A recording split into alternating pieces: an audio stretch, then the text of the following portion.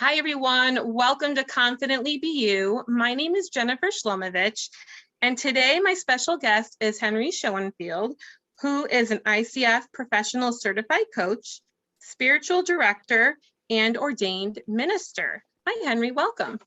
Hi, Jennifer. So great to be here. Nice to have you here. And today we're going to be talking about a really interesting topic, connecting to the wisdom of the body. And before we get started, can you tell us a little bit more about the work that you do? Sure. So the work that I do tends to be at the intersection of a few different things. One piece of it is professional coaching, and in that regard, I work with folks who are, making decisions in their lives, trying to take steps to be more present to who they are and the work that they do. And then that is overlapped with the spiritual direction practice, as you said. And in that work, I really help people with the practices that are going to help them deepen in their spiritual lives. And even though these two things seem quite different, in fact, they overlap quite well.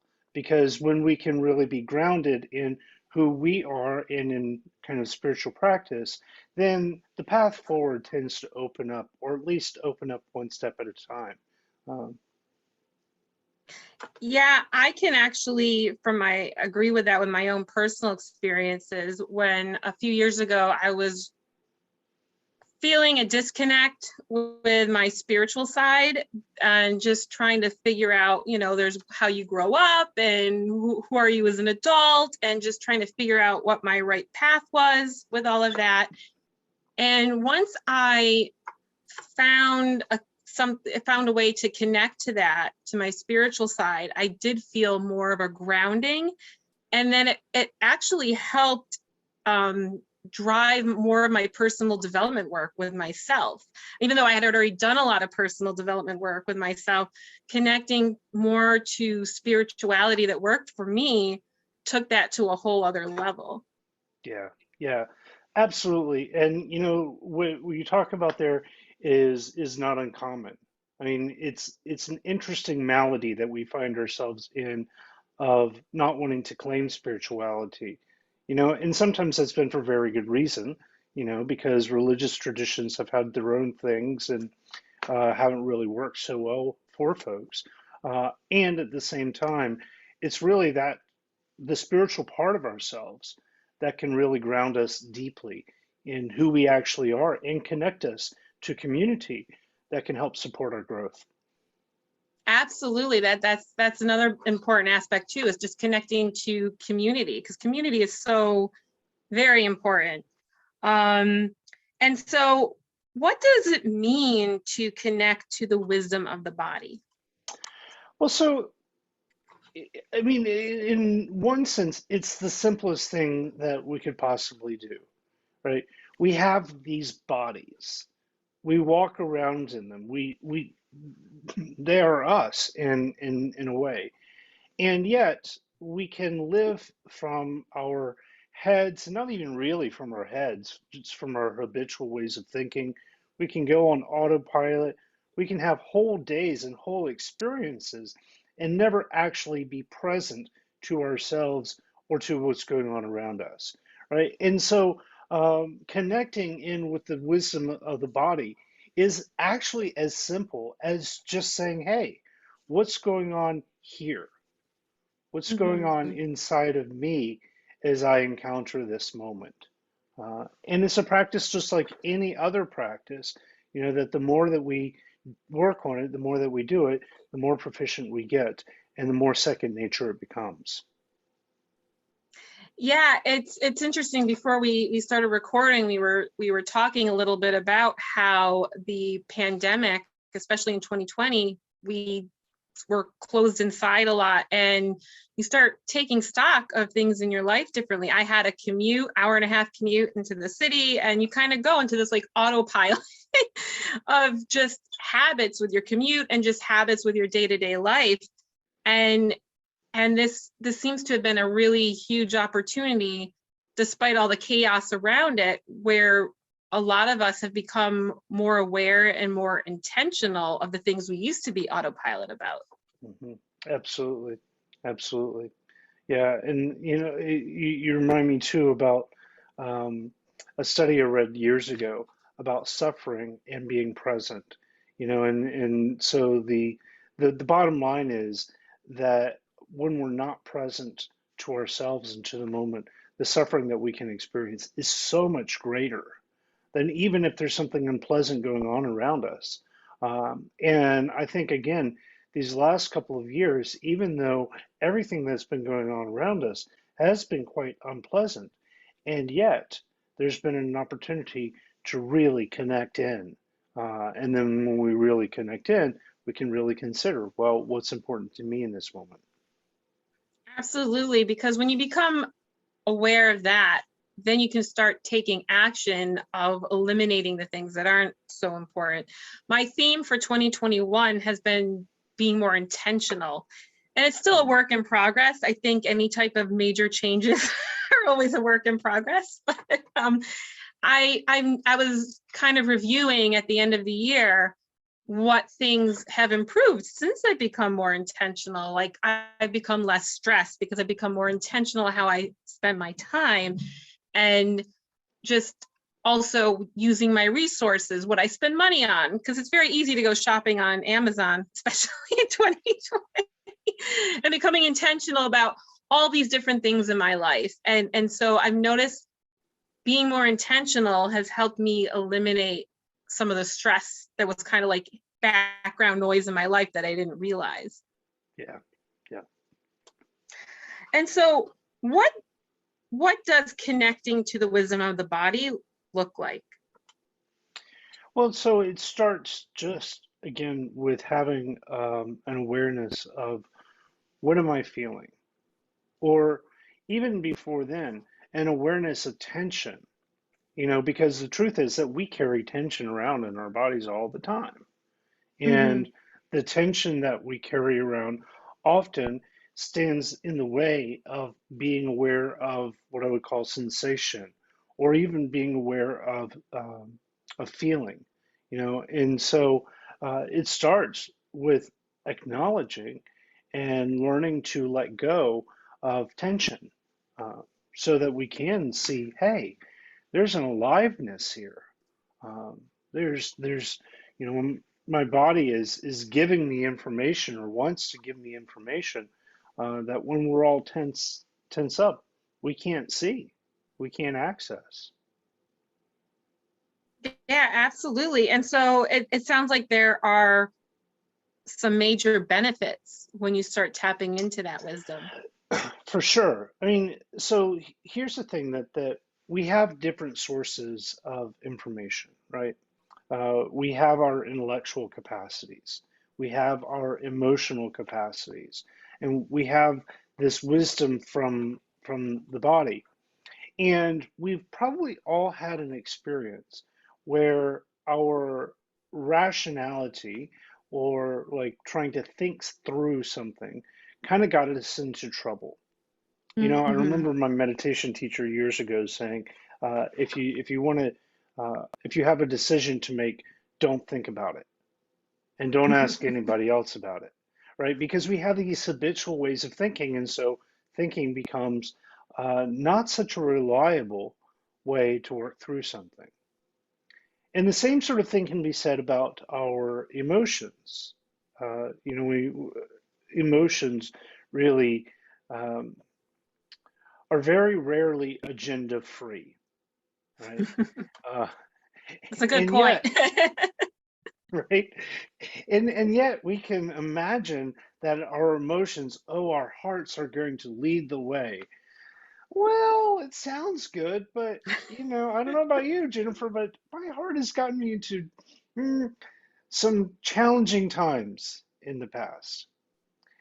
The body, however, the body doesn't lie, Mm-hmm. right?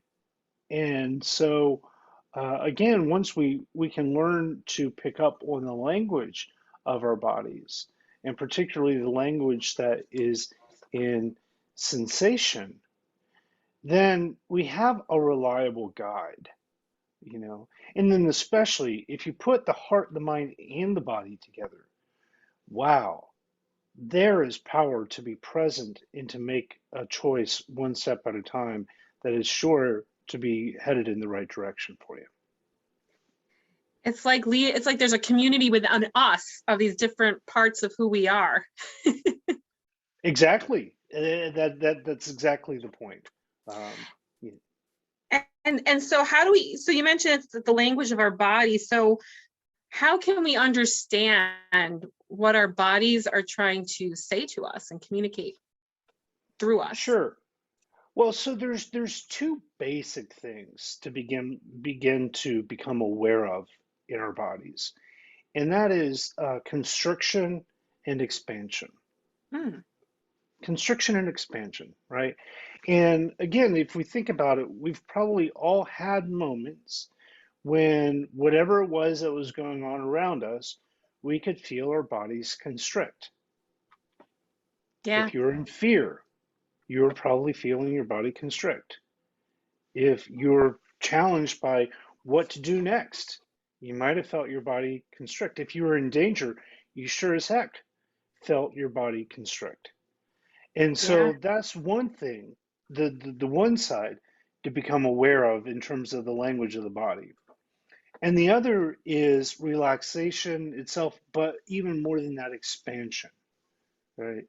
Because, and Hmm. again, we've probably all been in circumstances, something really inspiring, a time when we felt really cared for, or we knew that we were doing the thing that was ours to do, even if it was hard, and this natural sense of expansion in the body. And so really at a fundamental level, one of the things that we're looking for in any decision-making process or any moment, right, is, well, where is their constriction and where is their expansion? Um, Hmm.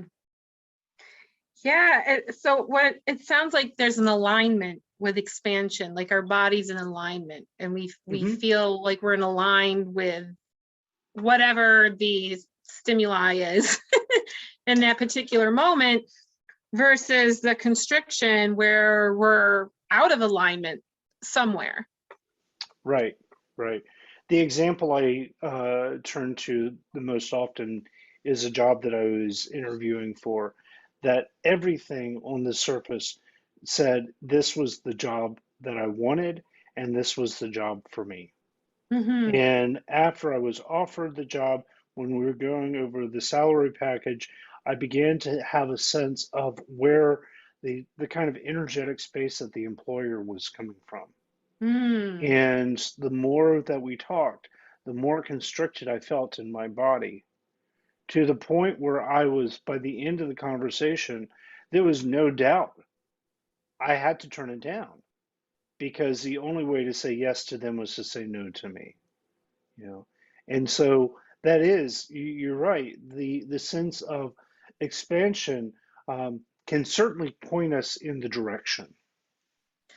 That's a great example because that's an example of how we were talking before about our mind, right? Getting us in trouble, where on paper, it sounds like it looked great, but then the more you learned about it, something in your body got triggered and was telling you that, no, this is not.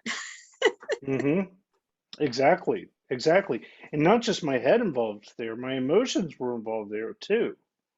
You know, I wanted to prove myself. I wanted to take the job that gave me lots of accolades. And so both the head and the heart there were kind of leading me in a direction that I'm convinced to this day I would have been in trouble had I actually taken the job.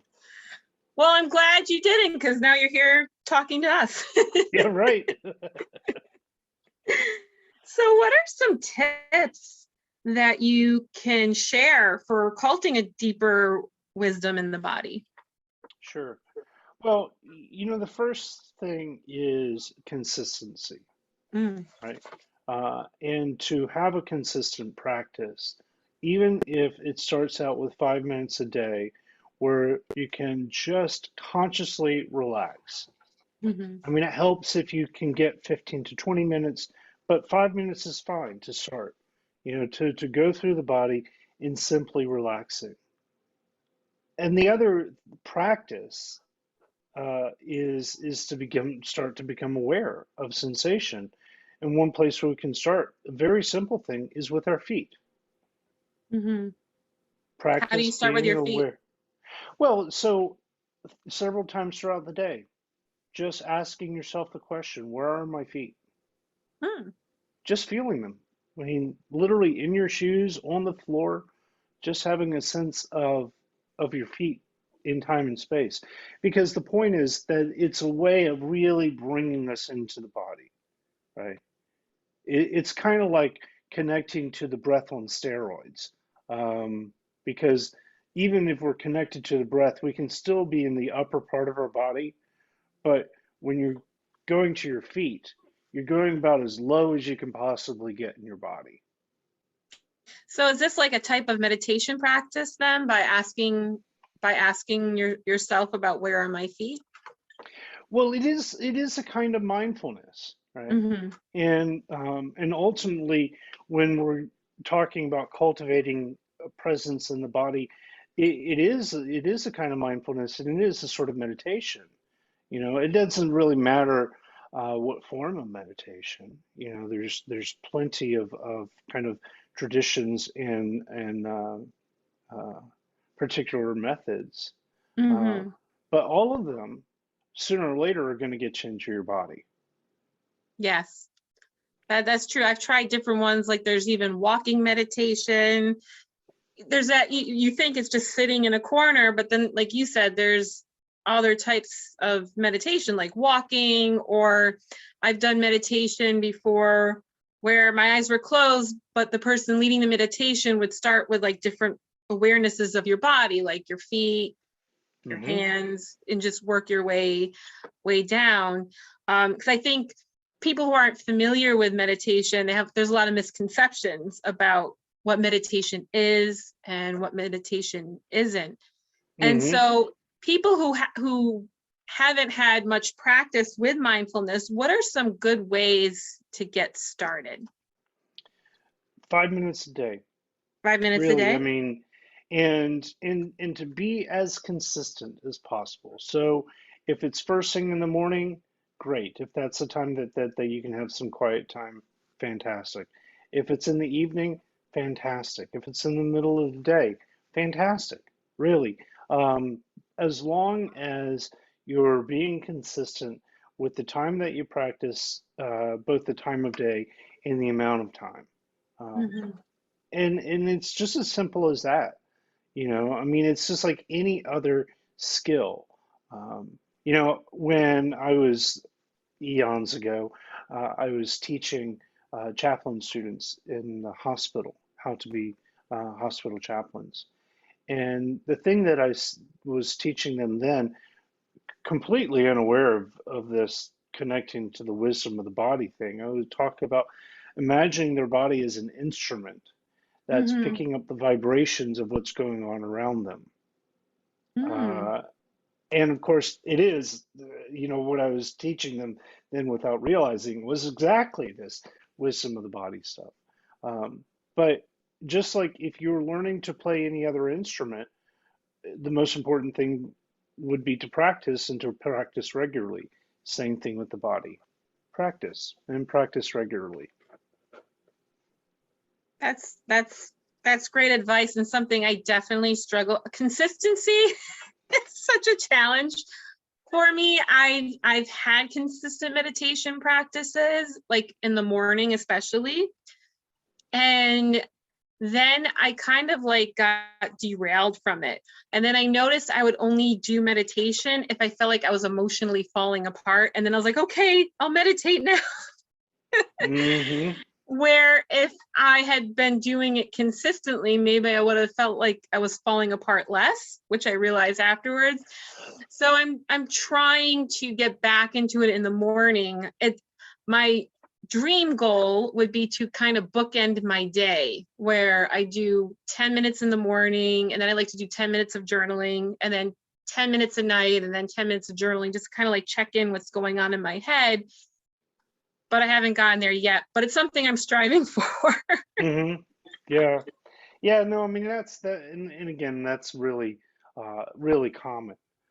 Just the longer that we do it, it's kind of like putting a deposit in the bank, right? And I like that. we don't necessarily put the deposit in the bank when we need money, right? We put the deposit in the bank because it's a habit, and then when we need it, it's there. Um, so you continue to do the practice, putting the deposit in the bank, and then when you need to draw from the skills are there. I love that analogy. That is such a great analogy for any type of consistent action. Like you Hmm. said, you put it's like even working out. Like I've been trying to get back into doing that. If you have a deposit and you put in a lot and you have one of those weeks where, okay, it wasn't, you had one of those weeks, but you get back, you just get back to it, you still have that deposit, all those benefits from what you've done. Right, right, right. And it's not that I'm trying to make everybody who's watching this a meditator, though. Yeah. If if you want to be, that's fantastic too. Um, uh, and at the same time, like just living from a space of deeper awareness, right? Uh, Yeah, it sounds like it's about tuning in and asking yourself, what is my body telling me? Like again with the abs example with the gym, I mean with your job, the job you were considering, on paper, the mind, it looked great, but then you were feeling other sensations. So is that like the same thing as intuition then, the wisdom of the body? Or are Not they two different things? exactly. I mean, they're distinct, right? Okay. Um, because when we're looking at the body, a lot of it is sensation. You're right, and Mm-hmm. by that I just mean quite literally the physical sensations that we can be aware of. Um, the intuition is a kind of body intelligence, Mm-hmm. and especially to avoid harm. You know, if something's coming at you, you don't have to stop and think, should I jump out of the way? Right. Um, right? It's very quick. It's not exactly the same thing as paying attention to sensation in the body because this is usually a slower practice. Nevertheless, they are connected, right? And both are a deeper way of knowing. Great. Thank you for clarifying that. Well, thank you so much for taking time to talk about this topic and create this deeper awareness about the things our body tells us, because Yeah, we don't normally absolutely. think to ask about that. Before we wrap up, are there any resources you would like to recommend? Well, of course, you can find things on my page, but really, I would suggest uh, any meditation exercise, anything that fits right? Because again, all kinds of different practices, and some are right for some people, others are right for other people, and so look into that. Look into what might fit me. Um, and again, the relaxation piece. I mean, there are plenty of apps that are out there for meditation and for relaxation. Find one that works for you, and start to build slowly. Yeah, that's great. Also, YouTube has a lot of great ones at different lengths. And Absolutely. there's no right or wrong. It's about what's right for you. There's no one way to meditate. Correct. That's right. That's why there's so That's many right. ways to meditate, because there's what might work for one person may not work for another person. Absolutely. Absolutely. And how can viewers connect with you? So the easiest way is on my website. That's henryschoenfield.com. You can email me info@henryschoenfield.com. Um, so those are probably the two easiest ways to connect with me. Okay, great. And I'll also put the links in the video notes below, so this way you can easily click on them and connect with Henry. Super. Awesome. Well, thank you so much for joining me today, and thank you all for tuning in, and I will see you all next time. Thanks again, Henry. Thanks, Jennifer. Bye.